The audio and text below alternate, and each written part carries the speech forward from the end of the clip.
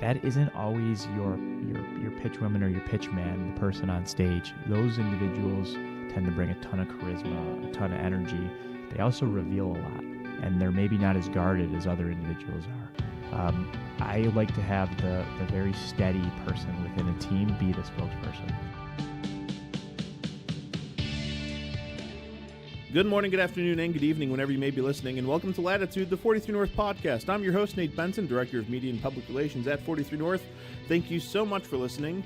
It's going to be a great episode of the podcast this week. We've got Matt Davison, PR professional from the Martin Group. We're talking about PR and branding for your startup. It's a topic that's been requested in email and on social media, so we wanted to get in one of the best we know. So Matt Davison will be joining us in just a minute, but real quick, a little house cleaning item. On May 31st, 11:59 p.m., the 43 North application closes. So you want to make sure you head on over to 43north.org, and if you haven't started, start your application for this year's competition. We've got $5 million up for grabs in this year's competition with a $1 million grand prize and 6 $500,000 prizes, and an additional follow-on fund to be awarded in 2019. So it's going to be quite an exciting year this year in the competition. We want to make sure you have plenty of time to finish that application. So again, you have until May 31st at 11:59 p.m. Eastern Daylight Time to fill out and complete your application.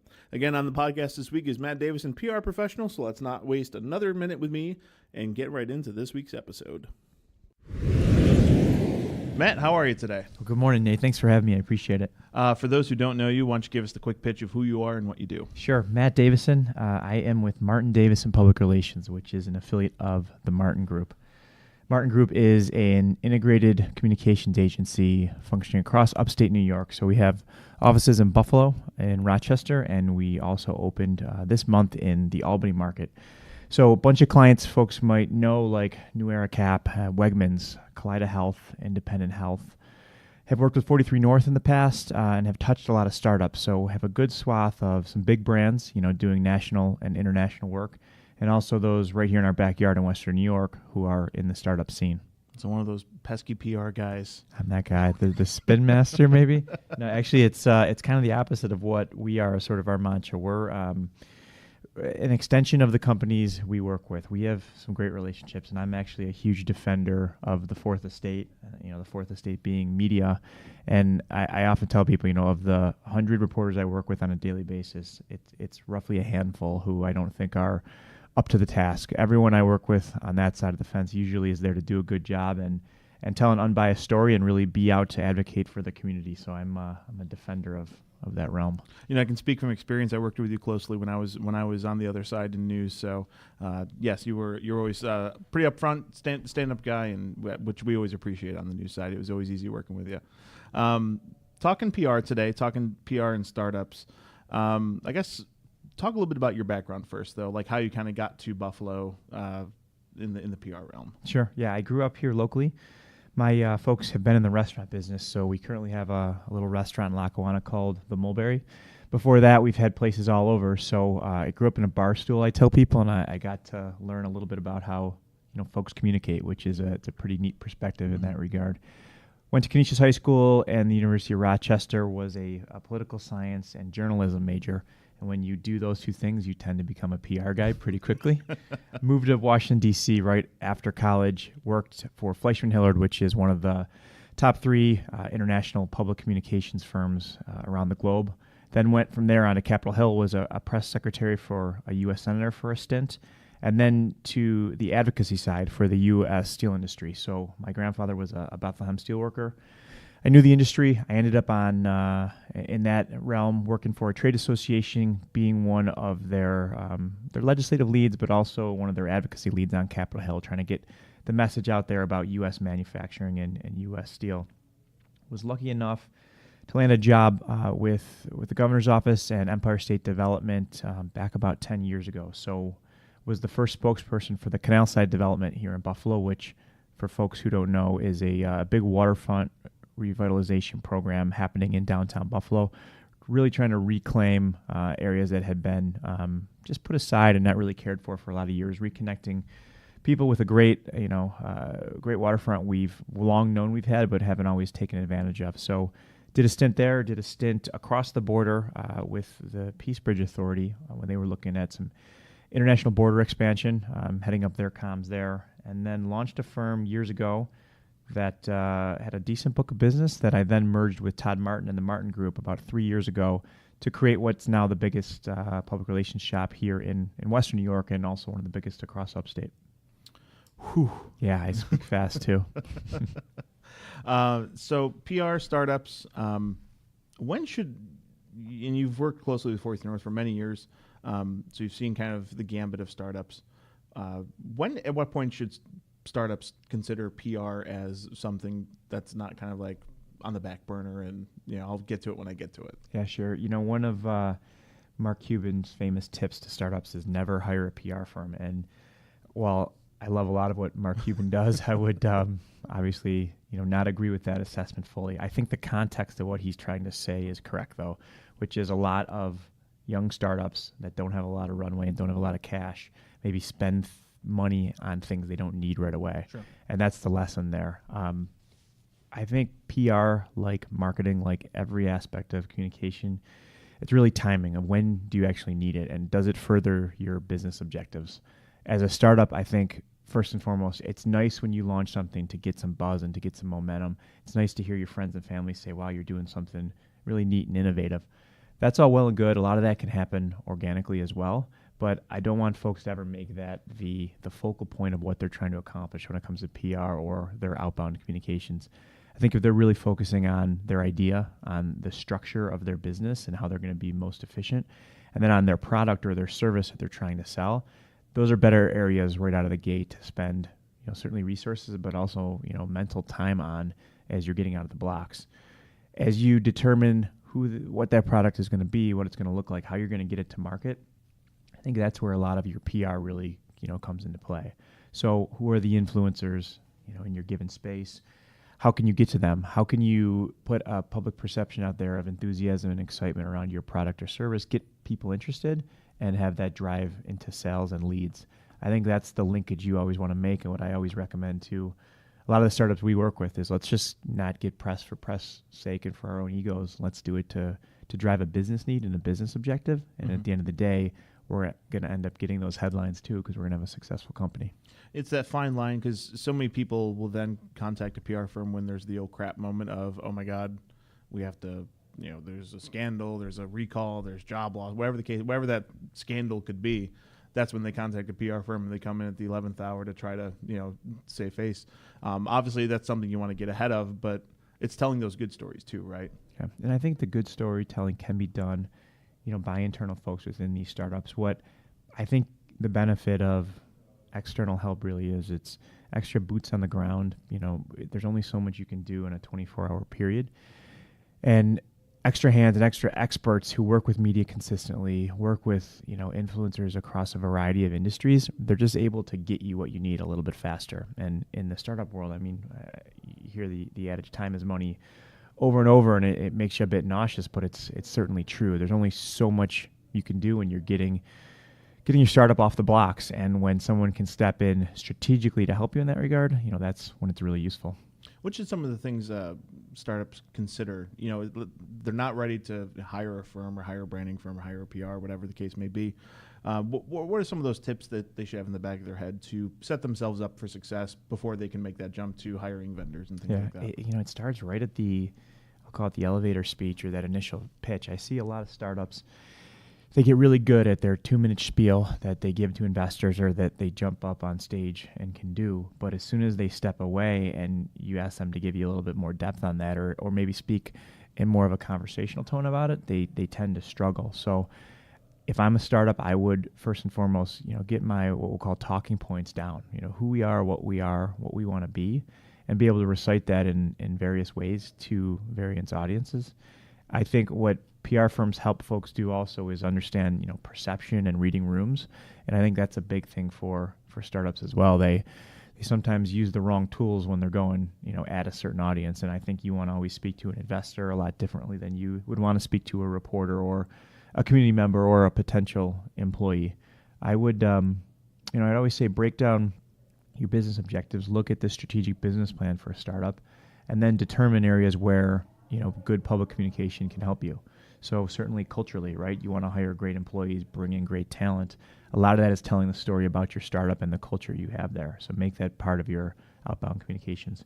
Make it part of your pitch and what you're looking to accomplish. Everybody has funding needs and wants rounds to get their startup flourishing and get it going and really have the fuel to accomplish what they need. Learn how to tell your story well and concisely and quickly to those specific audiences, and then determine what those audiences, how they take in information. So if you have a VC, you're going to get in front of what is she or he reading? How do they take things in? How can you influence them before you're even in the room? That's a lot of strategy that startups are capable of doing that sometimes they can use outside assistance to help them with, and other times they're able to do themselves. It's so important to, for anything you do, it's just know your audience, know who you're speaking to, and be able to, speak to that audience differently than, there's not one audience that's generic, right? There's not one person, not one meeting, not one conversation that's going to be the same as the day before. Mm-hmm. Yeah, definitely. I mean, they're keep it simple to start. I think that's the best way to do it, but also do it. Make a plan to get out there to communicate consistently and to just spread the message a little bit. I think that's always helpful. People struggle for perfection a lot of times with certainly their public relations, their communications, just even how they maybe communicate internally. I wouldn't let perfect be the enemy of good. I would go forth and keep correcting as you move through it. There'll certainly be mistakes. Don't be cavalier with media, with influencers, with investors. Be honest and truthful, and reveal what you can without putting your business in jeopardy, and then trudge forward. I'm a big advocate of, and some people might kind of take offense, is the that'll do mentality. And that just kind of comes from my background of having to get something on the air at 6 a.m. for the news. I would love to put a Emmy-worthy piece on the air every single day, but there are some days where it's like, this is going to have to do. And I think there's merit to that. I think there's, it's important to, like you said, not always strive for that perfection, because you'll just drive yourself insane trying to get there, and you'll actually never achieve it. Mm-hmm. And I'm jumping a little because I'm going to go back to media, but I think that's 100% true. What we find, it's this world that needs information constantly. It's a knowing environment, so to speak, and to be able to communicate right away, to put information out there, is much better than sitting back, because the more time you lose, the more the narrative is just formed for you.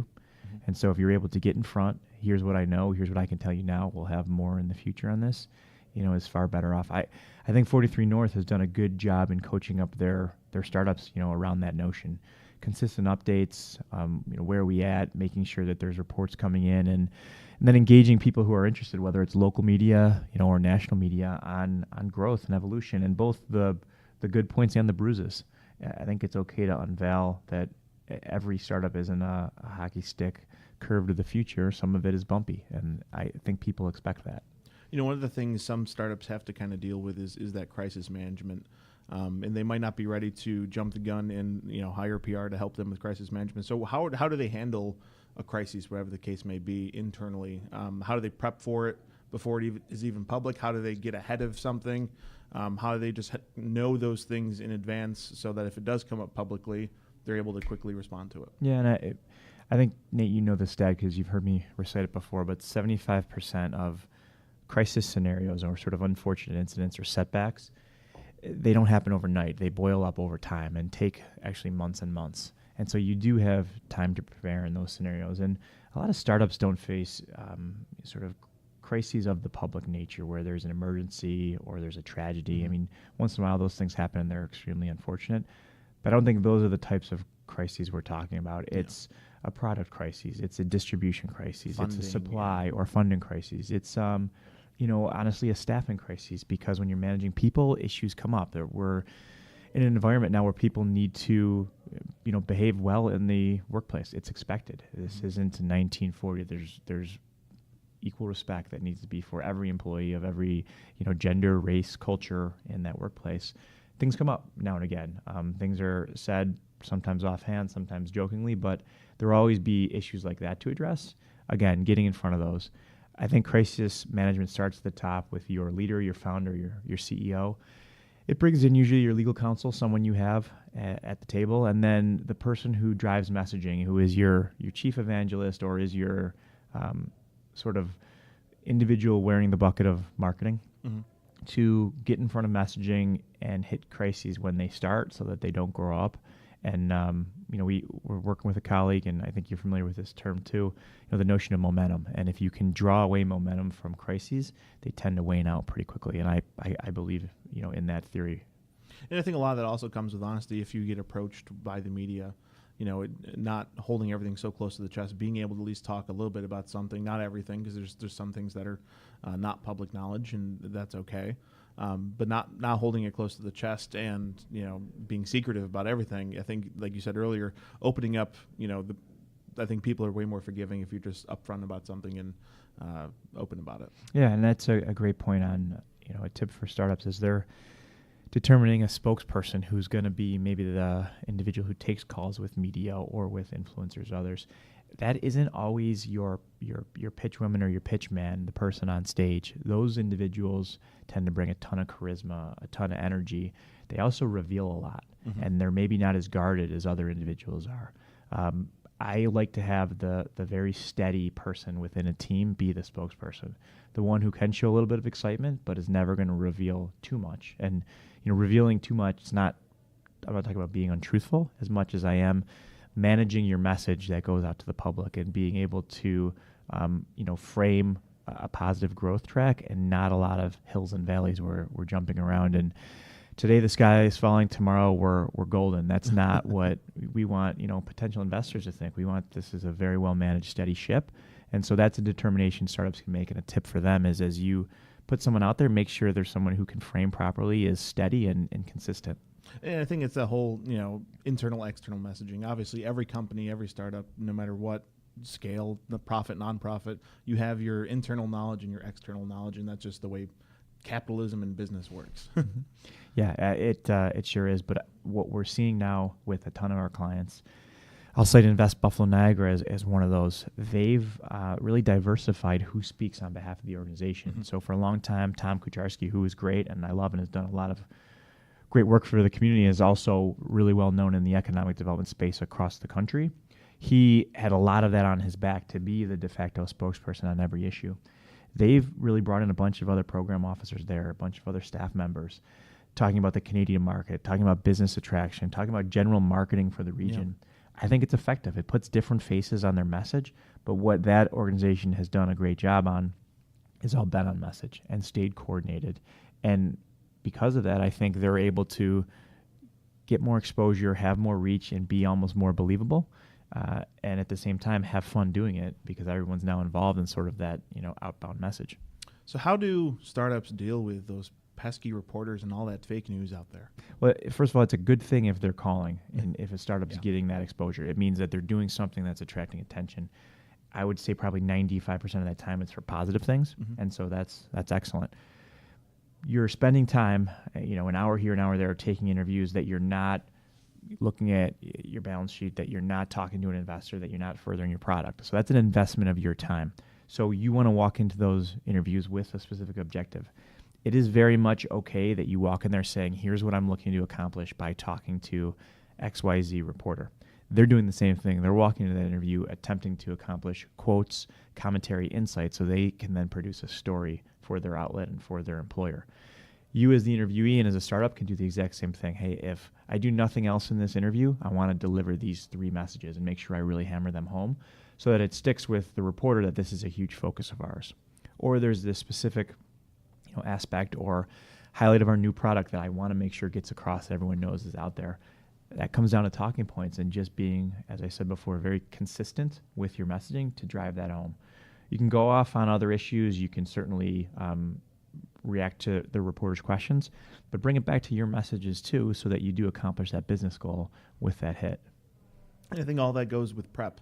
Knowing, like you said, planning who's interviewing you, what their goals are, and knowing your talking points, knowing your messaging, and being able to pivot back, no matter what the question is, to the core mission of what your company and what your startup's doing. The best interviewees and the best clients we work with always prepare. They're even at the highest levels. When we see, a C-suite executive take the 15 minutes before an interview to go back through some notes to highlight a few quick points that they want to come across, and in most instances to walk in with a sheet of paper in front of them of things that they want to hit. Mm-hmm. When you're on camera, it's a little harder, but I think I would say you can be friendly with a reporter and you can take time to drive your messages home, and you can ask for moments to reset, moments to really drive a message home, and that they most of the time will give that to you. If you're in a scenario where you are not comfortable with the interview, where you're getting hardball questions and this is going a different direction, you probably should have known that beforehand, and you probably should have had someone with you there to help you through it. You know, you're going to potentially, there's that 5%, like you mentioned, 95% of all stories are going to be great, but there's those within that subsect, there's going to be a hard question or two. That's just journalism. That comes with the territory. I think it's important, and you can speak to this as well, you know, being able to pivot, maintain your cool composure. And I'll use a reference on Vice News last night. There was the former CEO of Juicero, the juicer that people discovered you can just squeeze the juice back and the juice comes out. And the reporter's like, you know, what did the media get wrong about Juicero? And he kind of lost his cool. He's like, I'm done talking about it. I'm done. We're moving on, or I'm walking away. And so now that's the promo for the story. And it's been shared millions of times and hundreds of thousands of views and stuff like that. That's not something you want as a startup, not as you know, on any level, whether it's an established company or early stage startup. So how do you maintain your composure when you get a kind of a hardball question that you necessarily don't want to answer? I think it's training, and I think you need to have some extreme patience in those scenarios. If you're going to walk into a scenario where you think it's going to get a little bit tough, you definitely want to practice beforehand. You know, the startup that's doing that interview should have the right person in front of it. Maybe it is even corporate counsel, someone else there who's going to be able to maintain that cool. You can answer the question, and we talk a lot about bridging and blocking back to the messages of the day. And so I think it's okay to give a frank and honest answer and then pivot back to what you want to talk about. You know, that's an important question. I think we'll know more about that in the near future. But for right now, I can tell you this, or I really like to focus on the following. I think those simple messages repeated over and over again are the best way out of a scenario like that. Even if the question keeps getting lobbed at you, responding the same way. It's what you see a lot of politicians do. And I'm not advocating startups become politicians, quite the opposite. But I think there's lessons there in how they handle some of those hardball questions. They're fantastic at being able to just hammer that talking point until the reporter's exhausted of asking the same question over and over. And I think when the recorder's done rolling, it's okay to say to a reporter, you know, it was a great question you asked. I'd love to follow up on it. I wasn't totally prepared today to answer it fully, but we can. And so let's set something up in the future. Or, you know what, by Q2, I'm going to know more on that. Why don't you give me a buzz back and we'll talk through it then. You come across as believable, but, you know, needing more time. If you are trying to hide something because it went poorly, at some point it's likely going to get out there. And so you should probably want to manage that yourself and get it out there on your terms versus having to be continually pressed by media to talk to it, because then it's someone else really honing in on that and you don't get to control the message. And it goes back to, you know, honesty is usually the best policy as long as you're upfront about it, honest, and are able to produce a solution to the thing that didn't necessarily go correctly. Yeah. I think for startups, you know, just as they really get out of the gates and they look to their year, it can take less than an hour to sit down and say, here's our major milestones of the year. Here's when we expect to reach them. Here's the 4 or 5 conferences within our industry or our space that we want to be at. Here's the 5 local events we're going to participate in or sponsor. And that can almost become your PR strategy for the year. So when you're at those trade show events, get the list of other media who are there and seek them out and ask them to, go to a drink, to grab lunch, to have coffee, to just put a business card in their hand and introduce your idea. When you're at the local event, make sure you seek out any local media who's attending or local influencers. Hype it on, some of your social media accounts or your personal LinkedIn accounts so people know that you are active. And then as those milestones come up, don't wait till the day you're launching the new product or something else to have a press release ready to go or some of that marketing. Make sure you take a little bit of time the month before to have it done, have it crafted. Get some buy-in from other folks, some third-party endorsements, so to speak, about your product or your service and what it's going to mean. And then put that out into the marketplace versus just doing it a little bit willy-nilly at the end. I think for year 1 or year 2, unless you're really this unicorn that's just going to continue to explode, I think is really going to be good enough to get you most of what you need. By establishing some relationships with reporters, you're also going to get inbound calls that are going to generate some PR and some exposure for you. Same thing with influencers. What we find a lot now is blogs and influencers, the Fred Wilsons of the world, they are impacting what traditional media is covering. So by establishing relationships there, even if it's your local tech blog, you're able to then influence your environmental area and a larger set of media. All right, wrapping things up, one last question. Those unicorns, like you said, they do occur. So any last, minute kind of tip for, let's say, any company here in Buffalo turns into an overnight success, the next, insert company here who's just all of a sudden raising money hand over fist in a short amount of time, probably dealing with a lot of things. How do they maintain that PR momentum? Yeah, I think first and foremost it comes down to staffing. So if you are starting to see products fly off shelves or your service getting picked up, at some point you have to address that communications function. I think if you get a very savvy marketing lead who understands the world of PR, understands digital and traditional marketing, you're going to be in really good hands. Then arm that individual with, a budget to use some outside services and also a little bit of internal assistance, whether that's a marketing coordinator or a marketing assistant. You're empowering that individual now to bring in extra firepower when it's needed, when you get a ton of media calls or things are really, there's a huge milestone or a huge launch and they need to go, really active. And then draw that resource back and not have it be another employee who they have to lay off or fire, but able to really turn that switch on and off. Then you give them the relief valve of a marketing assistant or a marketing coordinator, someone who can do the day-to-day blocking and tackling of the job, a lot of the writing. That's going to help that marketing lead stay strategic and really stay aligned with the C-suite and the founders on what they're trying to achieve. So I think that's my recommendation to them as they get out of the gate and they start getting going. If you staff appropriately, you budget and allow for some outside resources, you're going to be in really good hands there. But again, never expending on marketing communications at the behest of your product or your day-to-day business needs. So somebody listening to this hears you and says, well, that Matt Davison really knows what he's talking about. How can they get a hold of you, and why should they give the Martin Group a call? We're a good shop. They should definitely give us a call. And honestly, we work with a lot of other shops, both in town and all around North America, actually. And so if it's not us, we probably can connect them to the right specific shop. We have a website. It's tmgbrandfuel.com or martingroup.co. We have 2 addresses out there. We're on social media everywhere. You can pick us up there. My personal number, I'm pretty open with that. It's a 716 area code, 604-7772. That's 716-604-7772. It rings a lot, so if I don't get back to you right away, I'll certainly return the call or someone on my staff too. But we'll love calls like that. We love working with startups. Have loved time with 43 North. Some stints with Encore. Recently engaged with Clovis, which is a small startup and a University of Buffalo student here in town. Have worked with probably 10 or more different startups, mostly locally, but also outside the market. So know it, I think, well enough to be useful to some folks. Matt, thanks for joining us. We'll have you on again to talk more PR and media down the road. Thanks, Nate. Cheers. Thanks again to Matt Davison for joining me on the podcast this week. Head on over to the Martin Group website to learn more about all the things the Martin Group and Matt Davison can offer your startup. And as we do each and every week on the podcast, some more house cleaning items. Remember, you have until May 31st at 11:59 p.m.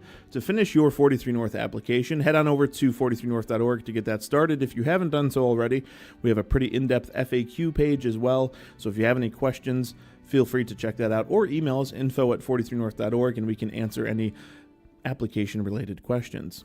And if you haven't done so already, head on over to iTunes and leave a 5-star review of this podcast. The more people who leave 5-star reviews, the more people who are going to hear and see this podcast in their feed. I want to thank everybody for listening. For 43 North, I'm Nate Benson, and we'll see you at the next one.